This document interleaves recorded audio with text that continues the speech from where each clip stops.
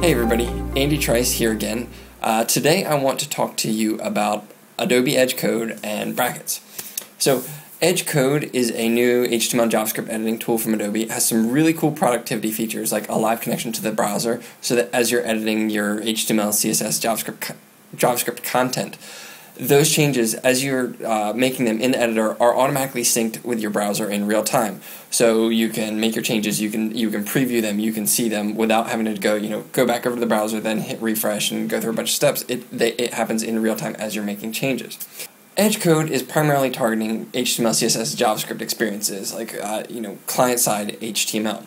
But what I want to show today is actually leveraging Edge Code on a live server and actually using that to edit in real time content from a dynamic server-side language.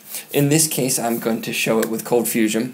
It would work with any server-side scripting language. So really, it works with Coldfusion, work with PHP, work with Node.js. So you can use any kind of server you want to use. In this case, I have it currently set up already, hitting an existing Coldfusion project that I have. It's actually the same database that I already have set up for my US Census browser PhoneGap sample application.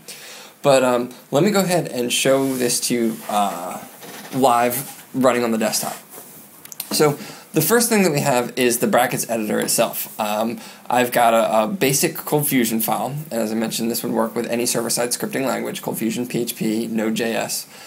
The first thing I'm going to do is go ahead and do the live preview. So when this happens, I've got the editor on the left-hand side, I've got the browser on the right-hand side, and the content that's being previewed in the browser has that live connection back to the brackets or Adobe Edge Code editor. And now, if I make changes, so I made a change. As soon as I hit save inside the editor, you can see that the content changed here in the HTML document, inside the actual browser. CSS changes are immediate. They happen without the user taking any kind of action. HTML, DOM, and JavaScript changes take place once the document is saved. So when I made the changes to the document, as soon as I hit save, those changes were then sent to the browser and then updated in real time live. Now, what I'm going to show is the editing of a Coldfusion file, a .cfm file. And so Coldfusion files have to be run from a Coldfusion server. I actually have a Coldfusion server running on my local development machine. And you can configure Edge Code or brackets to, rather than hit the file on the local file system, actually hit a live server. So if you go into File, then go to Project Settings, you can see that we have a live preview base URL.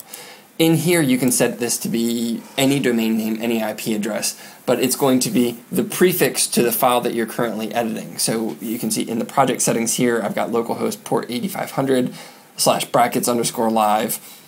And if I go ahead and view this in the browser, you can see that we have localhost port 8500 / brackets live / index.cfm. Index.cfm is the file that I'm actually editing right now. So the first thing that I want to do is go ahead and let's put something dynamic in here. Because when you're editing server-side files, like a Coldfusion file, PHP file, JavaScript file, they're all text-based files. So you can use Edge Code and brackets to edit those files. I already had some Coldfusion content in here, so I have a query, which is going to select the unique states from a database file. These are all states from the United States. And then I have a div where that contains an unordered list, and I'm just going to loop over that query and output some links for the data from that query. So I go ahead and hit save, and you can see as soon as I hit save, that content is now available in the browser without me having to make any changes. If I want to append some extra stuff, I'll put some gibberish in here, and as soon as I hit save, that content is now available in the browser. I didn't have to jump back over to the browser and then hit refresh. Now the next thing that I want to do is go ahead and uncomment another piece. And so I mentioned the first section that I edited is basically just the query and the output of the list. The second section that I'm going to uncomment is a dynamic piece of content. So basically, when I click on one of these links, it's going to append a state abbreviation to the URL string, and from that I'm going to pull it into the document's content. So I'll go ahead and hit save. You can see we're not seeing any big difference here because I haven't selected a state. Let me go ahead and I'll click on DC. And we now have content. But you can see that I don't have any of the CSS styles really set up to format this content. So let me go ahead and switch over to the CSS document. And the first thing I'm going to do is uncomment my menu and my content containers. And by doing that, you can actually see that I've now got the menu on the left-hand side, and I've got the actual content for whichever state's selected on the right-hand side. I'll go ahead and select the state of Maryland. So now what we're seeing is I have my content on the left-hand side in the brackets editor. I'm editing my CSS, and you can see those edits happen in real time in the browser on the right-hand side of the screen. Let me actually jump back into my index.cfm because I realized, oh, I still have this header in here saying it's Coldfusion document. I don't want that in. So I'll go ahead and hit save. That will reconnect the live connection, and if you notice, it actually still maintained the URL parameter that I had open. And let me jump back to my CSS file because I don't like the way that this content is formatted. I've already got some CSS classes to format the data. Let's say I want a tabular layout, but I really don't like how that's laid out. So let me go ahead and introduce some additional formatting. Now you can see that I'm able to edit the HTML and Coldfusion logic in the brackets editor and see those updates in real time in the browser on the right hand side without having to jump back and forth between the different editing tools. So for example, if I want to go ahead and remove the header, I hit save, that will update on the right hand side automatically. And I go ahead and put that back in, and you can see that the header came back automatically. Or if I wanted to remove some columns, I want to change things around. If I want to change the different colors that are available, so if I wanted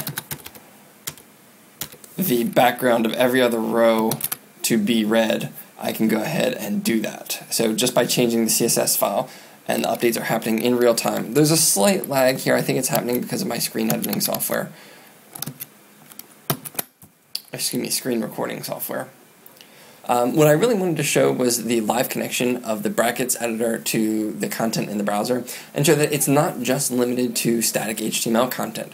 You can have your content on a server, and you can be editing that content inside of the Edge code or brackets editor. And even making changes to the server-side pieces of code will impact what's happening live in the browser on the right-hand side of the screen without having to jump back over the browser and hit refresh and go through a bunch of steps. Make those changes, they automatically are updated in real time. And I'll go ahead and click around here. We can view some different pieces of data. And every time I'm actually clicking on one of these links, it is making a full round trip to my local server, which has a local database running, and it's pulling back this information.